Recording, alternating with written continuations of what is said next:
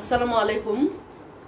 Degree pass করছি দ্বিতীয় বর্ষের শিক্ষার্থীবৃন্দ, আশা করি তোমরা সকলে ভালো আছো। সমাজবিজ্ঞান তৃতীয় পত্রের ধ্রুপদী সমাজচিন্তা অনলাইন ক্লাসে তোমাদের শুভেচ্ছা ও স্বাগত। নবম অধ্যায় জন লকের চ্যাপ্টারটি শুরু করেছিলাম গত ক্লাসে, শেষ করতে পারিনি, বাকি অংশ আজকে শুরু করছি। জন লকের পরিচয় আমরা জেনেছি, এখন জানবো যে একজন উদারবাদী চিন্তাবিদ হিসেবে জন লকের মূল্যায়ন করো। একজন উদারবাদী চিন্তাবিদ হিসেবে জন লকের মূল্যায়ন।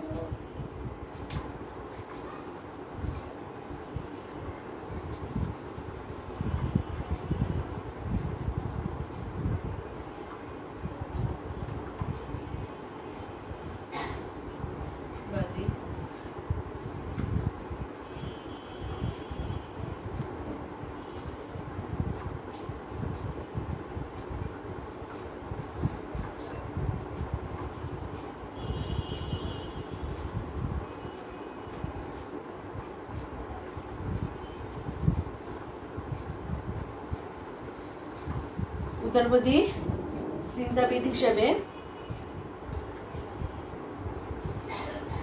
ইংলিশ দার্শনিক জন লক যেমনি গণতন্ত্রের মান স্ফূর্তি, তেমনি একজন উদারবাদী চিন্তাবিদ এবং একজন দার্শনিক ছিলেন। শাসকের বৈধতার ভিত্তি হচ্ছে শাসিতের সম্মতি।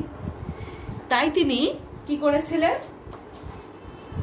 জনগণের ক্ষমতার ভিত্তি মজবুত করার জন্য উদারবাদী চিন্তাধারার মানসিকতা প্রকাশ করেন জন লক। আর গণতন্ত্রের মূল কথাই হচ্ছে উদারনীতি।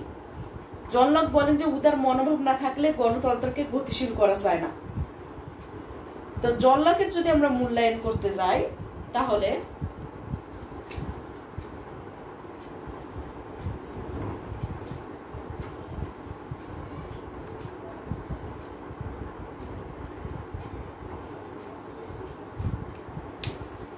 জন লকের যদি মূল্যায়ন করতে যাই, যে হবসের রাষ্ট্র দর্শনের ন্যায় লকের রাষ্ট্র দর্শনও কিন্তু মানে তার হলো রাষ্ট্র দর্শনের, সেই রাষ্ট্র দর্শনের সমালোচনা হয়েছে। তার সম্পর্কে বলা হয়েছে যে তিনি যুক্তিবাদ এবং যুক্তিবাদকে প্রাধান্য থেকে রাষ্ট্রের উৎপত্তির সাথে ঐতিহাসিক এবং অযুক্তিবাদী যেসব উপাদান সংশ্লিষ্ট রয়েছে সেগুলোকে উপেক্ষা করেছেন। এভাবে অনেকে অনেকভাবে সমালোচনা করেছেন এবং তারপরেও দেখা যাচ্ছে তার যে অতীততে বিভিন্ন ধরনের উপাদান সংগ্রহে সক্ষম হয়েছে এবং অতীতের সাথে বর্তমানে যে যোগসূত্র স্থাপন, সেটা কিন্তু জন লক স্থাপন করতে সক্ষম হয়েছিলেন। ফলে তার দেখা যাচ্ছে রাজনৈতিক দর্শন থেকে পরবর্তীতে বিভিন্ন তত্ত্ব গড়ে উঠেছে। তার যে উদারবাদী চিন্তা চেতনার ক্ষেত্রে রাষ্ট্র দর্শনে তার যে অবদানগুলো, সেগুলো হচ্ছে যুক্তিবাদী দার্শনিক।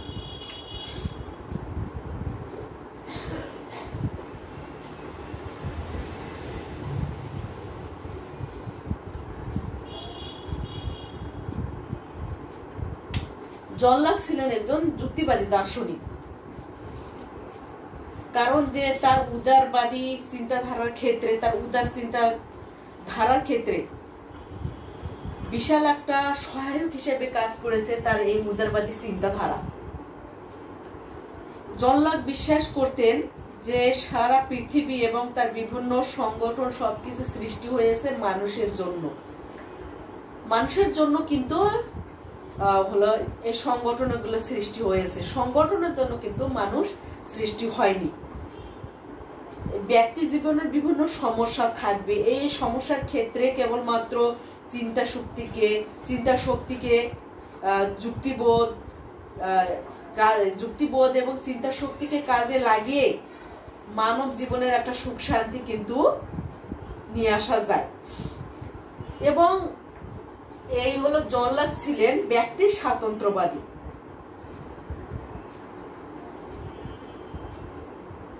জন লক ব্যক্তি স্বাতন্ত্র্যবাদের একজন পথিকৃৎ ছিলেন, কারণ ব্যক্তি সুখ স্বাচ্ছন্দ্য বিধান এবং তাদের সকল স্বার্থ রক্ষা করাই ছিল জন লকের মূল উদ্দেশ্য।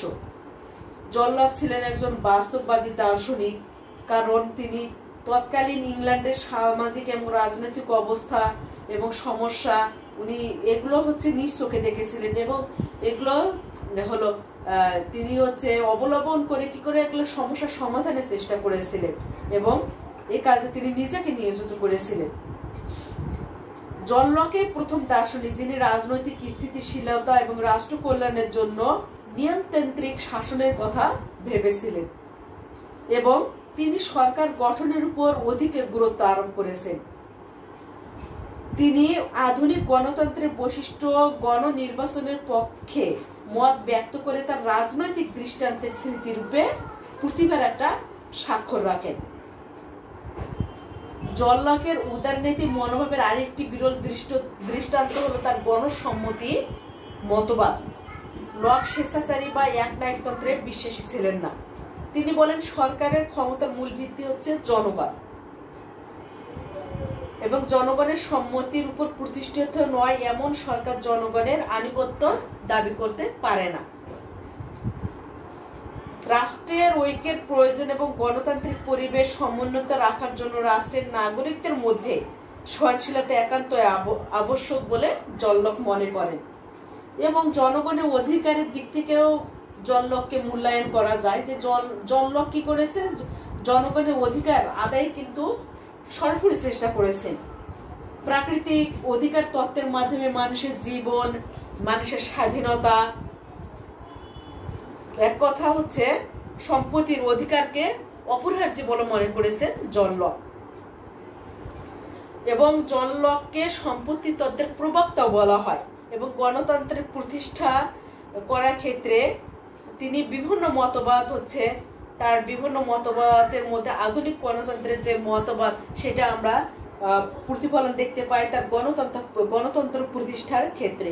তাই তাকে আধুনিক সংসদীয় গণতন্ত্রের প্রতিষ্ঠাতা হিসেবে আখ্যায়িত করা হয়। মানুষে মানুষে অবিশ্বাস গড়ে তোলে এবং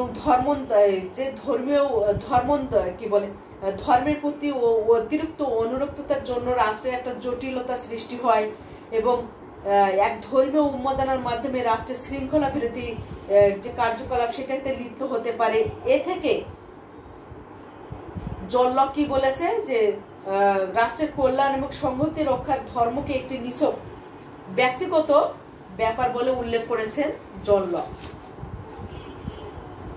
জন লক সার্বভৌম ক্ষমতার প্রশ্নে সবসময় তার একটা যৌক্তিক মতবাদ উনি হচ্ছে ব্যক্ত করেন। তিনি জনগণকে সার্বভৌম ক্ষমতার আধার হিসেবে উল্লেখ করেন। জন লক ব্যক্তির স্বাধীনতাকে সুনিশ্চিত করার জন্য তার মতবাদে ক্ষমতা স্বাতন্ত্রীকরণের ধারণা উল্লেখ করেন। তার মতে একমাত্র ক্ষমতা স্বতন্ত্রীকরণের দ্বারাই ব্যক্তির স্বাধীনতাকে রক্ষা করা যায়।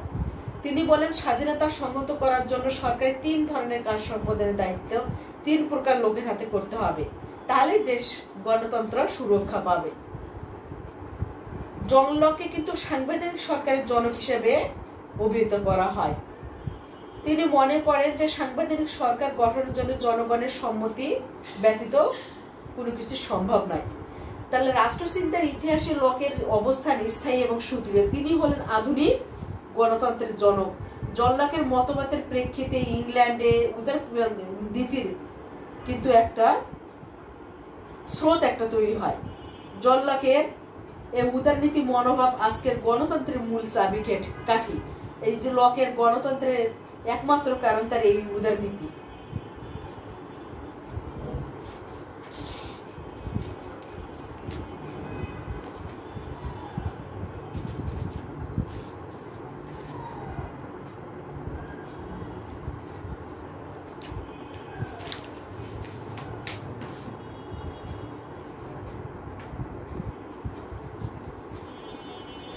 হবস এবং লকের রাষ্ট্রচিন্তার সাদৃশ্য ও বৈসাদৃশ্য আলোচনা করো।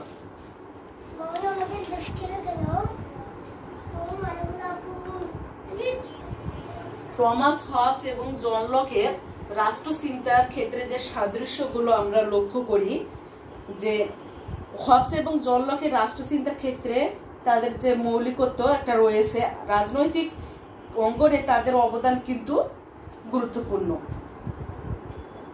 তাদের মধ্যে কি বলে টমাস হবস এবং জন লকের রাষ্ট্রচিন্তার মধ্যে কিছু হচ্ছে কি রয়েছে, সাদৃশ্য রয়েছে, মৌলিক কিছু বিষয়ে যথেষ্ট মিল রয়েছে। সেগুলো হলো প্রকৃতির রাজ্যে, যেমন হবস এবং লকের মধ্যে প্রকৃতির রাজ্যে বিশ্বাস করেন।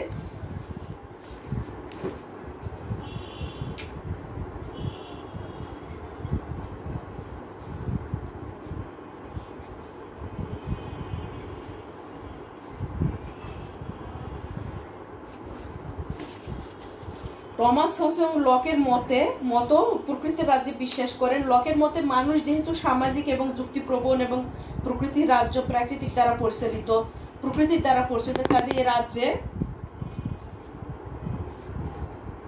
এই রাজ্যে কি থাকবে, শান্তি, সৌহার্দ্য এবং সম্প্রীতি বিরাজ করে। জন লকের এই মতের সাথে কিন্তু হবসের যে মতামত সেটা কিন্তু একটা মিলে যায়। রাষ্ট্র গঠন।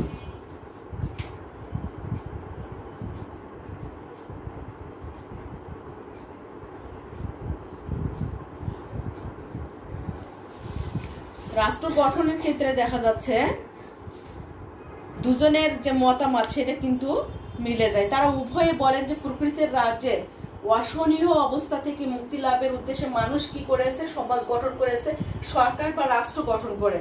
তারা আরো বলেন যে রাষ্ট্র গঠনের পরে মানুষ প্রকৃতির রাজ্যে বসবাস করত।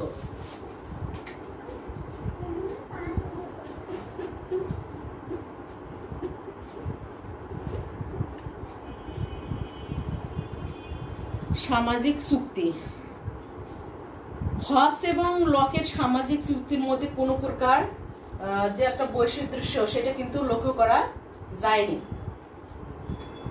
তাদের হচ্ছে দুজনের মতামত কিন্তু সামাজিক চুক্তির ক্ষেত্রে একই রকম। তারা দুজনের সামাজিক চুক্তির ভিত্তিতে শাসক এবং শাসিতের সম্পর্কের মাত্রা নির্ণয় করার চেষ্টা করেছিলেন। পরিবেশ।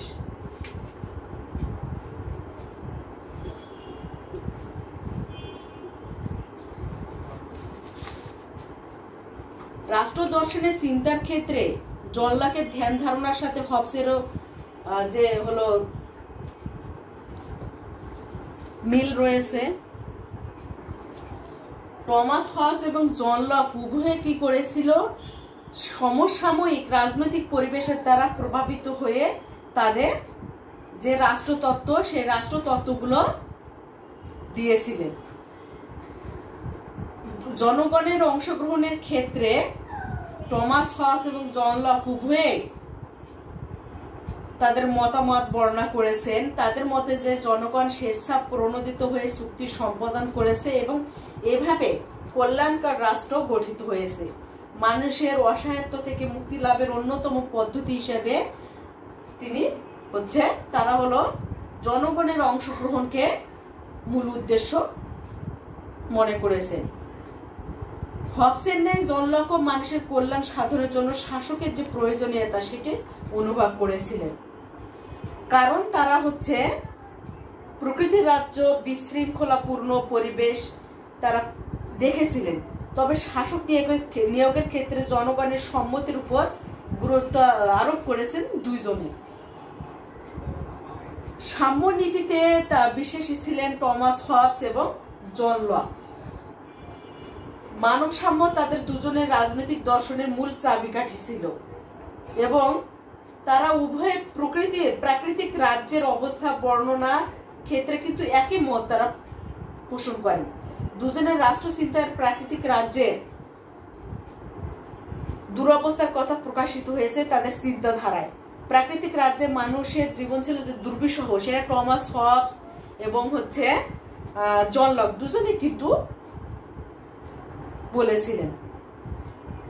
আর হবস এবং লকের রাষ্ট্রচিন্তার বৈসাদৃশ্য যদি আমরা লক্ষ্য করি, এটা ছিল সাদৃশ্য।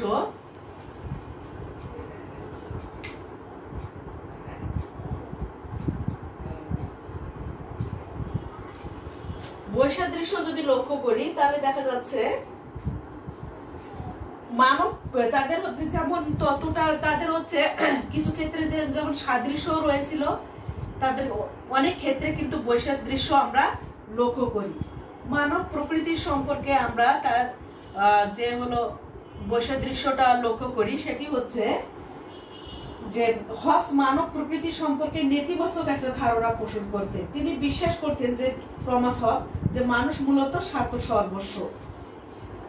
অপরপক্ষে মানব প্রকৃতি সম্পর্কে জন লকের ধারণা ছিল ইতিবাচক। জন লক মানুষকে যুক্তিবাদী হিসেবে চিহ্নিত করেন।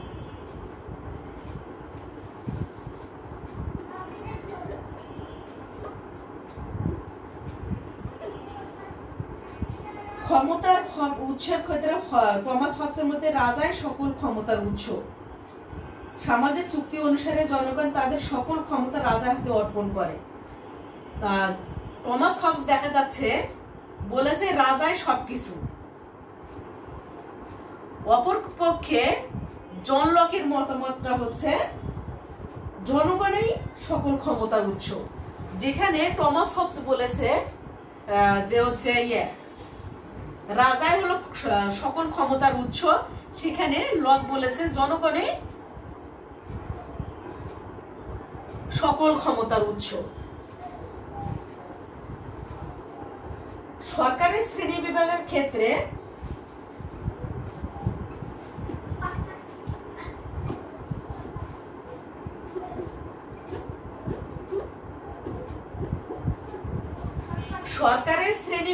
ক্ষেত্রে দেখা যাচ্ছে টমাস হবস সরকারকে 3 ভাগে ভাগ করেছিল। একটা তোমরা জানো যে রাজতন্ত্র, অভিজাততন্ত্র, আবার গণতন্ত্র। এবং টমাস হবস হলো সরকারের শ্রেণী বিভাগ করেছিল 3 প্রকার, একটা রাজতন্ত্র, অভিজাততন্ত্র এবং গণতন্ত্র। এগুলোর মধ্যে টমাস হবস রাজতন্ত্রকে উত্তম বলে মনে করেন। অপরপক্ষে জন লক 3টি ভাগে ভাগ করেছে, যে গণতন্ত্র, কতিপয় গণতন্ত্র এবং রাজতন্ত্র। তার মধ্যে আবার জন লক হচ্ছে গণতন্ত্রকে সর্বোত্তম বলে মনে করেন। তাহলে সরকারি শ্রেণী বিভাগে যেখানে জন লকের হচ্ছে কি বলে টমাস হবসের রাজতন্ত্রের মূল, সেখানে হচ্ছে জন লকের হচ্ছে গণতন্ত্রে বেস্ট মনে করেছে।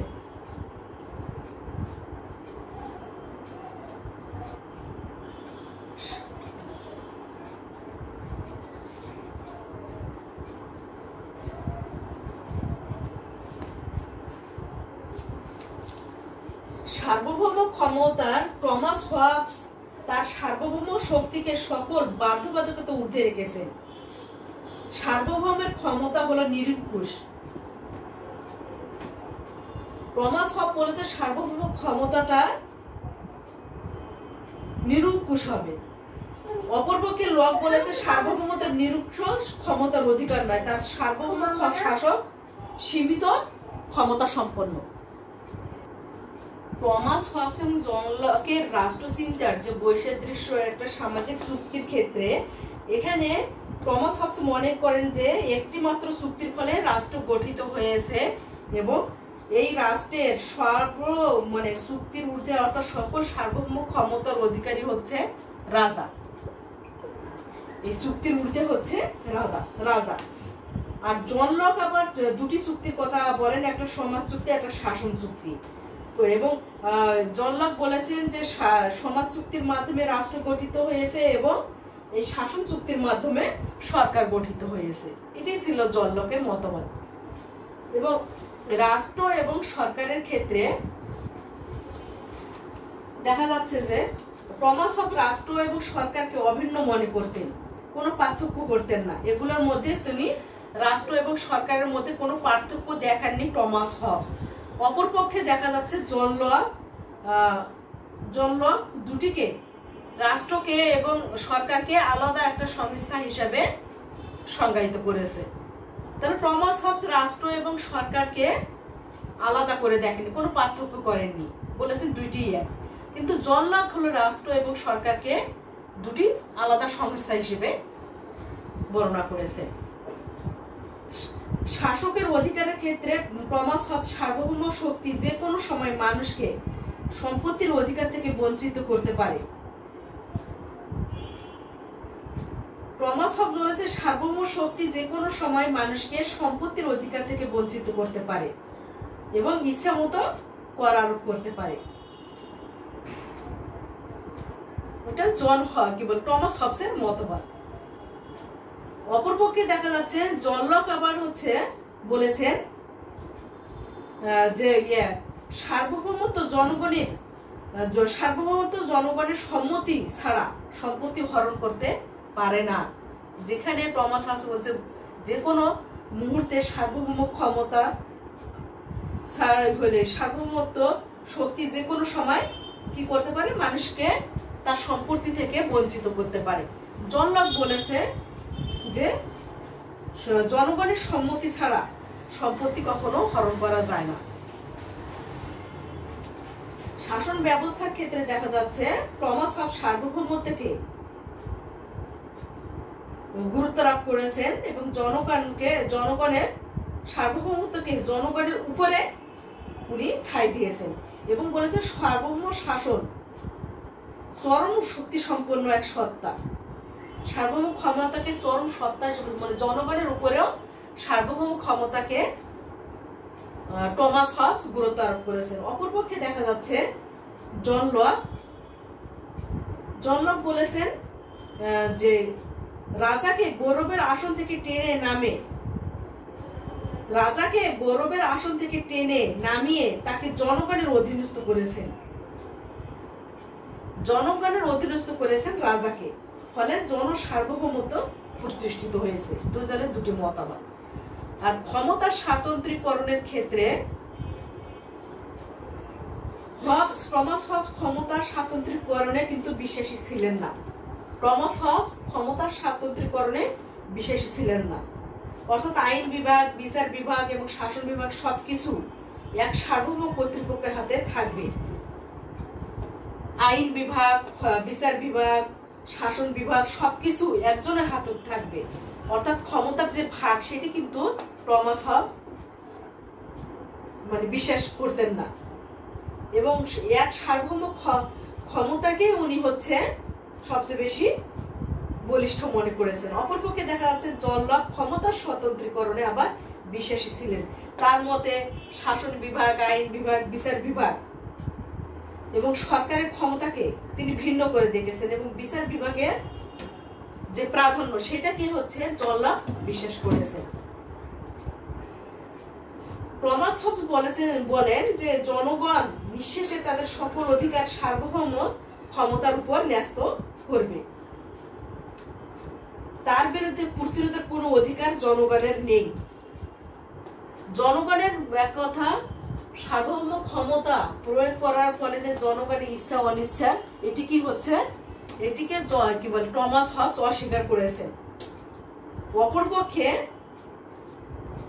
জন লক বলেছেন যে জনগণ শর্ত সাপেক্ষে তাদের আংশিক অধিকার সার্বভৌম শাসককে প্রদান করে, অর্থাৎ মানুষ ইচ্ছা করলে রাজাকে ক্ষমতাচ্যুত করতে পারবে। সেটা ছিল জন লকের মতামত। আর রাষ্ট্রের উৎপত্তি সম্পর্কে টমাস হবস বলেছে যে প্রকৃতির রাজ্যের সাথে যুদ্ধ অবস্থার কোনো পার্থক্য নেই। এই ভয়াবহ অবস্থা থেকে মুক্তির জন্য মানুষ নিজেদের মধ্যে একটা চুক্তি করে রাষ্ট্র সৃষ্টি করে। অপরপক্ষে জন লক বলেছে প্রকৃতির রাজ্য আইন দ্বারা পরিচালিত হলেও সম্পত্তি সৃষ্টির সাথে সাথে কি হয়েছে, সমস্যা সৃষ্টি হয়েছে এবং এই সমস্যা দূর করার জন্য মানুষ কি করেছে, রাষ্ট্র গঠন করেছে। এক কথা টমাস হবস বলেছে যে প্রকৃতির রাজ্যের সাথে যে যুদ্ধ অবস্থা, প্রকৃতির রাজ্য আর যুদ্ধ অবস্থা একই রকম।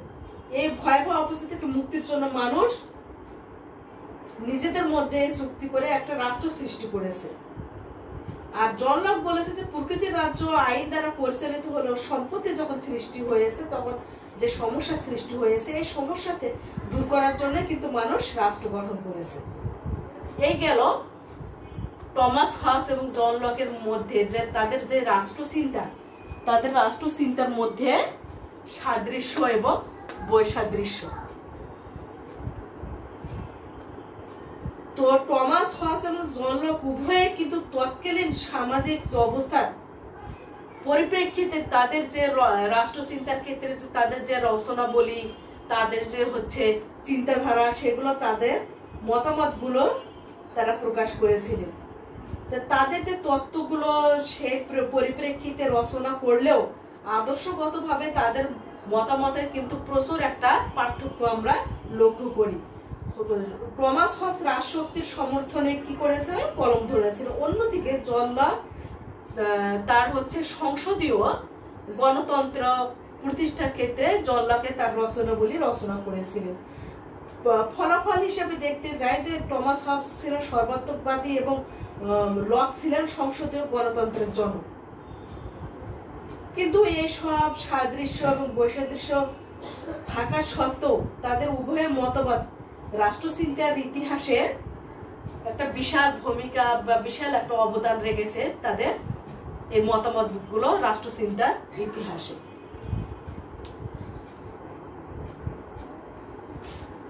এখন আমি ডিসকাস করব জন লকের সম্মতি তত্ত্ব। এই তত্ত্বটি সম্পর্কে বিস্তারিত আলোচনা করছি।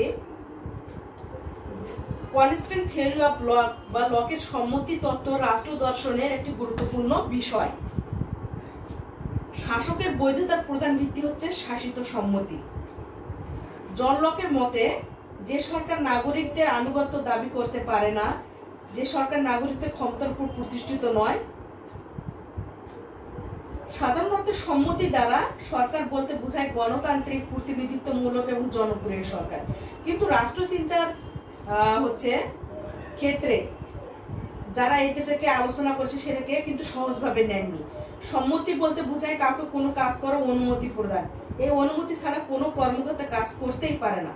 আর সম্মতি দ্বারা সরকারের অর্থ হলো সরকার শাসন করার অধিকার সৃষ্টি হয়েছে শাসিতের ইচ্ছার দ্বারা। তার সম্মতির প্রকারভেদকে জন লক সম্মতি তত্ত্বটিকে দুটি ভাগে ভাগ করেছেন। জন লক তার সম্মতি তত্ত্বটিকে দুই ভাগে ভাগ করেছেন তার সম্মতি তত্ত্বটিকে।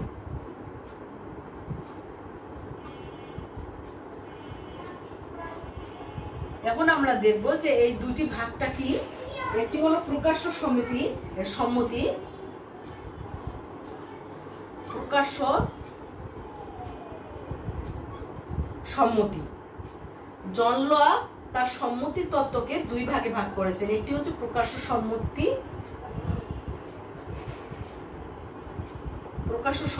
সম্মতি এবং দুই হচ্ছে অপ্রকাশ্য সম্মতি।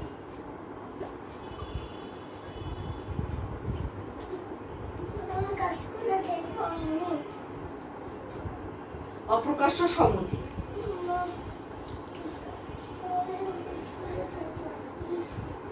প্রকাশ্য সম্মতিটা কি? যেটা এক্সপ্রেস থিওরি তার সম্মতি তত্ত্বের ক্ষেত্রে যে এখানে জন লকের প্রকাশ্য সম্মতি যে সম্মতির মাধ্যমে মানুষ প্রকৃতির রাজ্যের অনিয়ম থেকে মুক্তির লক্ষ্যে সরকার গঠন করে তাকে প্রকাশ্য সম্মতি বলে। আবার বলছি যে সম্মতির মাধ্যমে মানুষ প্রকৃতির রাজ্যের অনিয়ম থেকে মুক্তির জন্য সরকার গঠন করে তাকে প্রকাশ্য সম্মতি বলে। প্রকৃতির রাজ্যে যে মানুষ সম্পত্তি ভোগ করত তা কিন্তু নিশ্চিত করতে পারত না।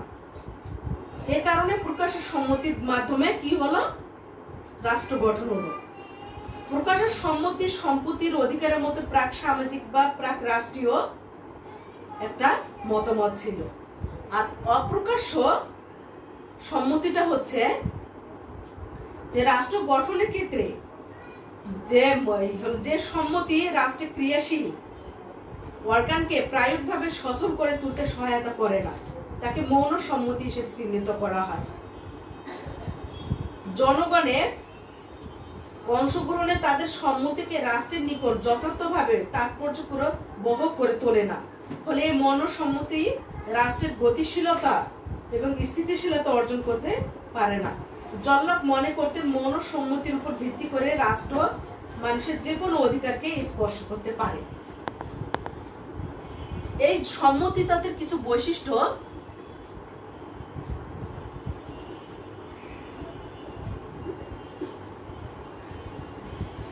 এই সম্মতি তত্ত্বের কিছু বৈশিষ্ট্য আমরা লক্ষ্য করি যে সম্পত্তি সরকারের বৈধতা। জন লকের সম্মতি তত্ত্বের একটি উল্লেখযোগ্য বিষয় হলো সরকারের বৈধতা।